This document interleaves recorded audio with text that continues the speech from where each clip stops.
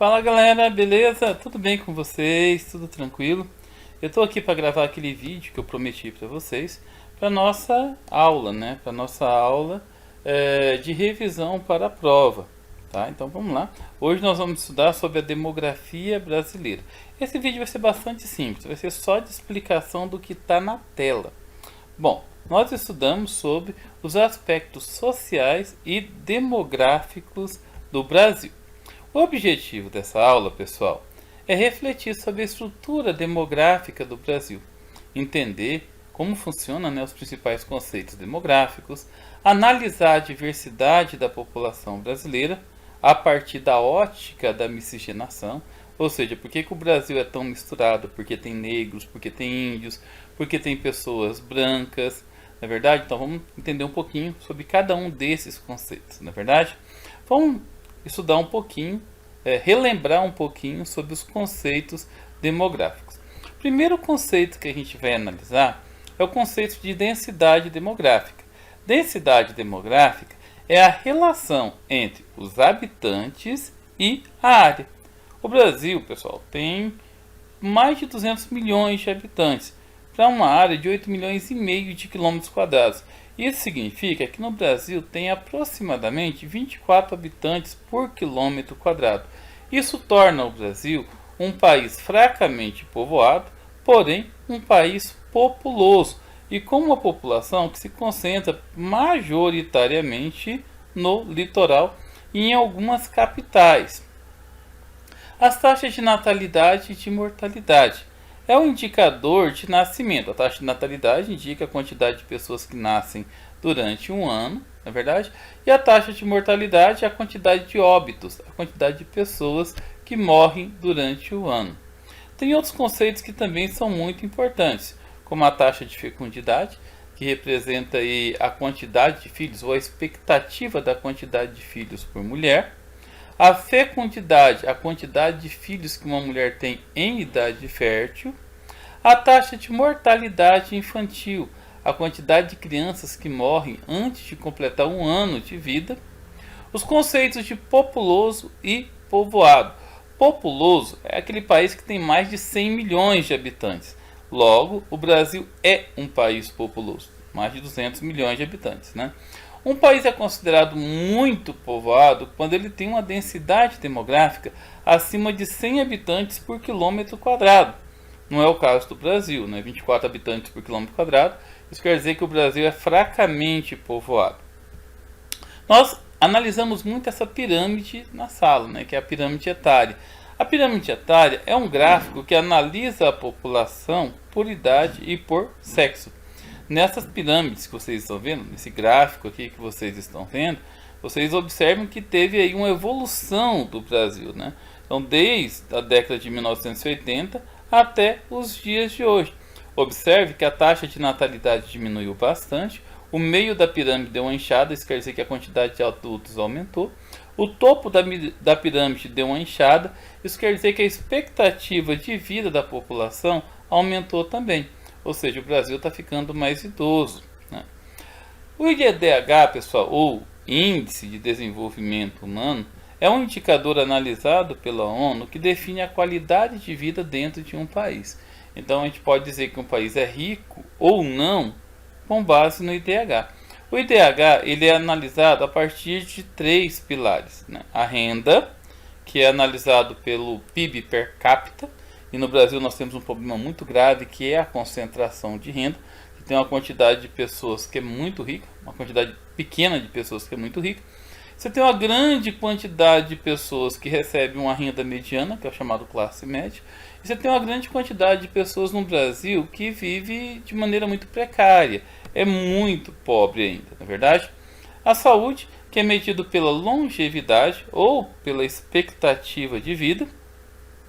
E o grau de instrução, pessoal, a educação, que mede aí a taxa de analfabetismo ou a taxa de alfabetização. Então, quanto mais tempo uma pessoa passa em sala de aula, quanto melhor ela se qualifica, melhor é a qualidade de vida do país.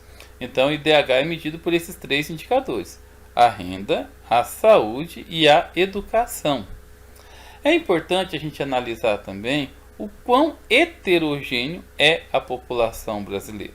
Essa imagem reflete bem isso, na verdade. O Brasil ele tem uma mistura de raças e etnias muito grande.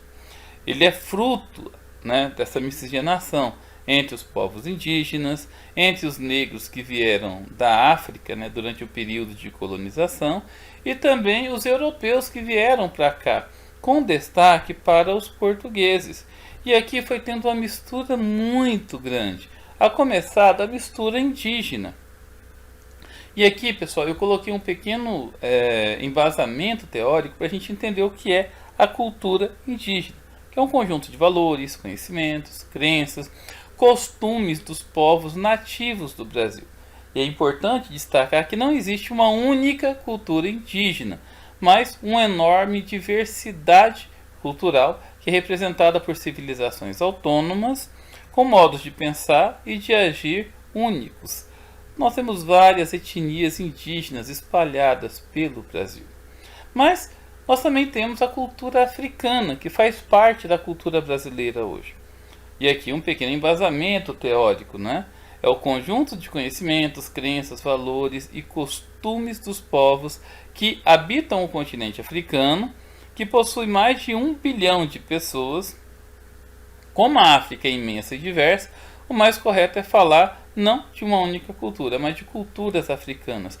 E essas culturas vieram para o Brasil, se reproduziram aqui no Brasil, se adaptaram aos costumes indígenas, ao costume dos europeus, e depois temos nós, né, que é fruto dessa mistura. E por fim a cultura europeia, né, mais exatamente a cultura portuguesa, que foram os primeiros europeus a misturar a sua cultura aqui no Brasil.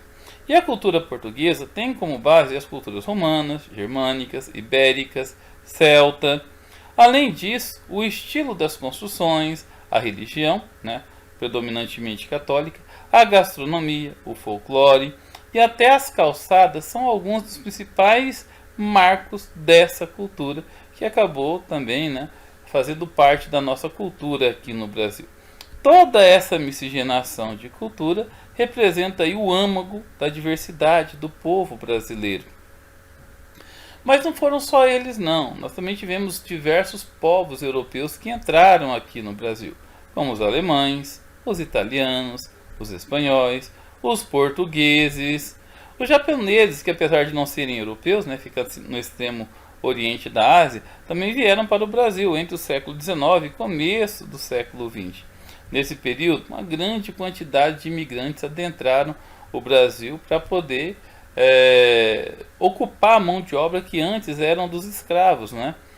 Vamos lembrar aí que a escravidão aqui no Brasil acabou no dia 13 de maio de 1888.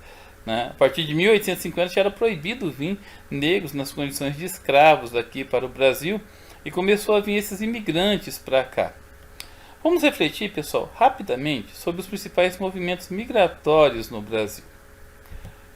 O primeiro grande fluxo de movimento migratório se deu durante o período colonial, ou seja, do início do século XVI, a chegada dos portugueses aqui no Brasil, até a chegada da família real portuguesa, em 1808. Durante esse período, grandes levas de portugueses e também de negros que vieram da África na condição de escravo.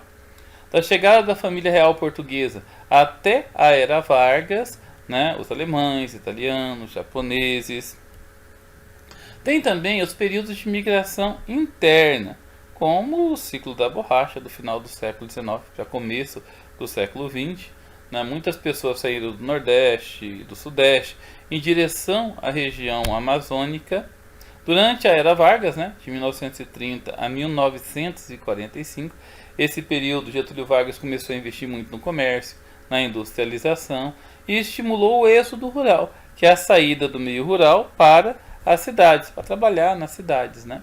A Era JK estimulou muitas pessoas a virem para Brasília, né, a região do Planalto Central.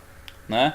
Então, de 1956 até 61, teve também, além da construção de Brasília, na industrialização do Sudeste, ali, o eixo Rio-São Paulo, entradas de multinacionais, também fez com que muitas pessoas viessem principalmente do Nordeste para a região de São Paulo e do Rio de Janeiro.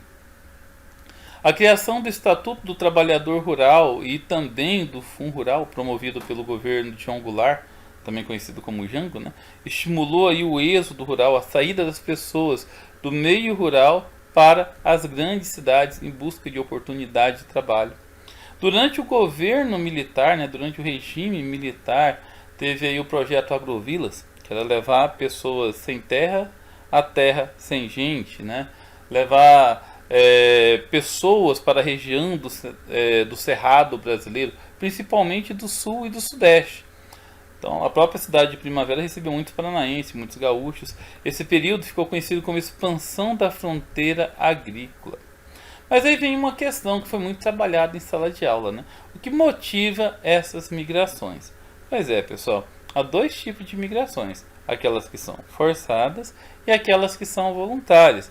As migrações forçadas é quando a pessoa sai por motivo de seca, de calamidade, fome, perseguição política, terremoto, né? E a voluntária é quando as pessoas procuram ir em busca de uma qualidade melhor de vida, um trabalho, um emprego, porque passou no vestibular, porque passou no concurso, não é verdade?